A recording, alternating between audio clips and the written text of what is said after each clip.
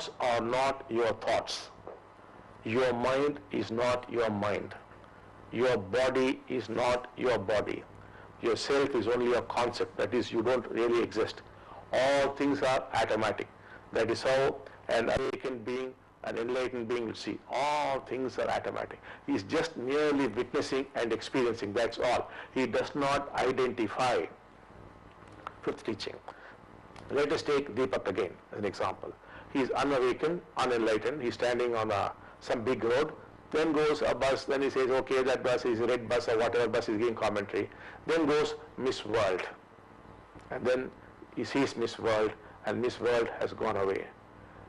Now it's 2 hours since Miss World went away, Miss World. Still Deepak is thinking of Miss World. Shall I follow her? Shall I stop some vehicle? Shall I find out where she is? He is following her in his thoughts. Then, today evening, let us say, Deepak is awakened. He is in the same road, the same Miss World is going. He sees Miss World, there's a moment of excitement, then Miss World moves away, and that's all. It's forgotten. The next thought is, he sees a donkey. Equal attention to a donkey. The donkey passes by. Next comes a camel, same attention. Then comes a leper, the same attention. He will not follow them in thought because he has stopped naming them. He will not call her Miss World or donkey. Miss World and donkey are the same only for him. It's an experience. Miss World, one experience, goes off. The donkey, another experience. Equally nice the experience will be. That's the whole beauty about it. Experience after experience. No identification. No follow through. Nothing like that. It's all over. So we'll quickly revise. Your thoughts are not your thoughts. Your mind is not your mind. Your body is not your body. All things are automatic. Everything is automatic. Just like breathing is automatic. Body temperature is automatic. Digestive system is automatic. Circulation is automatic. Thinking is automatic.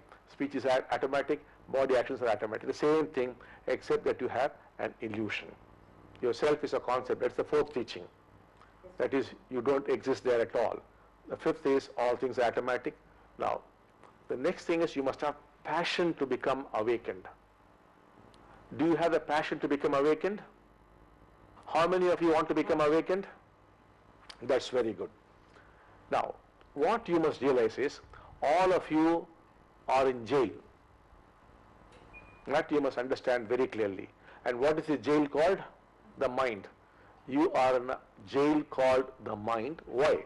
Because you cannot experience anything. Just like a man in jail, can he experience the outside world? Nothing. He can't experience. He can't breathe the fresh air outside, can see the light outside, nothing. That is your condition.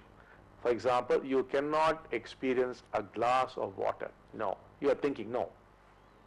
The moment you start drinking, you say, okay, I am thirsty, or you say, this is a mineral water, or that Kinley, or Coca-Cola, whatever, some remark you will pass on that. Or you will think of the cricket commentary, what's happening, the IPL match, or what happened in the office, something will go on. Your mind will not allow you to experience that glass of water.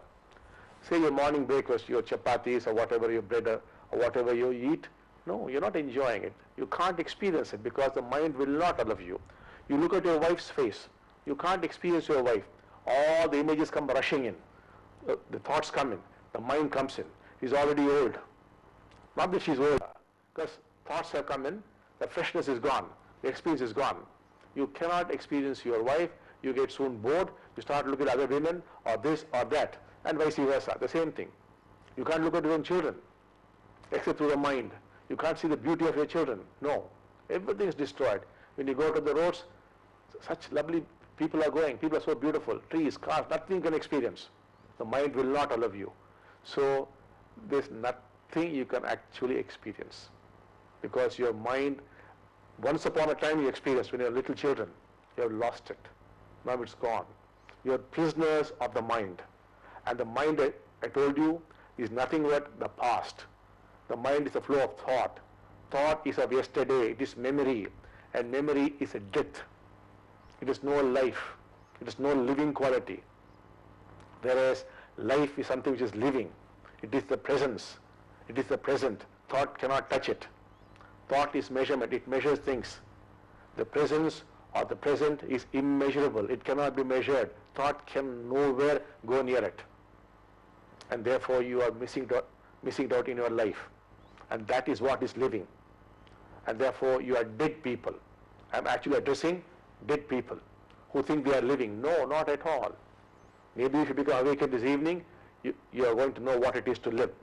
So you must realize that you are prisoners, that you cannot experience anything. What you call experience is not at all experience. There has nothing to do with what I call experiencing. So you are in prison.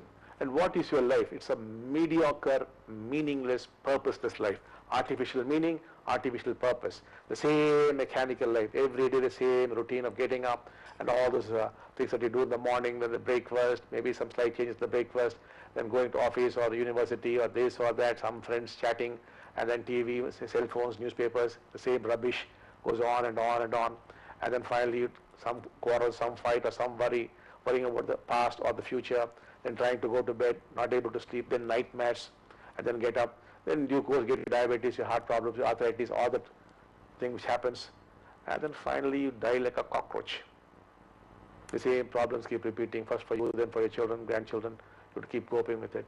And then one day you just breathe your last. Either you have a stroke or something happens and you're gone. So life is so mediocre, and that too living all the time in prison. What is this life? And because you have no meaning, you ask questions like, is there a God? And if there's a God, who created God? If there's no God, how did this universe come into existence? What is the purpose of life? What's the meaning of life? So many fundamental questions and so many books and so many answers. Now, this jail has got two locks, one inside, one outside. Once you develop the passion to get out of the jail, knowing it is the jail and life is mediocre, the inner lock opens up. Who would open the outer lock? Yes, we'll come with two guns and blast that lock, open the doors and pull you out. For the first time, you'll come out of the mind. And then the first time you'll know what it is to breathe, what it is to eat, to drink, what it is to look at your wife, your children, your parents, your house, your car. Everything will look very, very different. For the first time you will know what it is to live, because the mind is gone. With the mind gone, you are gone. Deepak is gone. It's all over for Deepak. With Deepak gone, Deepak is the questioner who was questioning, is there God? What's the purpose of life? With the questioner Deepak gone, questions are also gone. Questions gone, all the answers have gone. All the answers are a huge amount of waste. They mean nothing. You are carrying that burden on your head. So this mind, which is a donkey, that is what you are carrying on your shoulders. When I look at you, what do I see?